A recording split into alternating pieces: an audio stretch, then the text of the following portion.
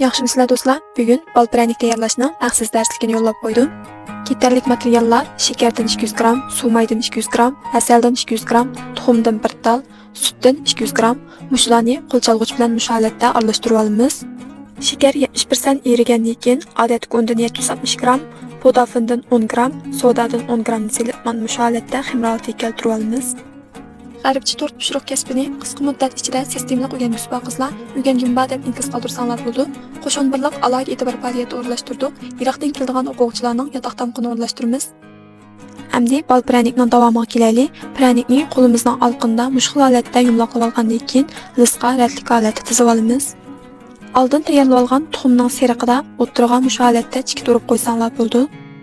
Tayyor bo'lgan pecheni xamirini duxovkaning osti ustini 170 gradusga to'g'irlab 22 minutda pishirib elib olsak bo'ldi.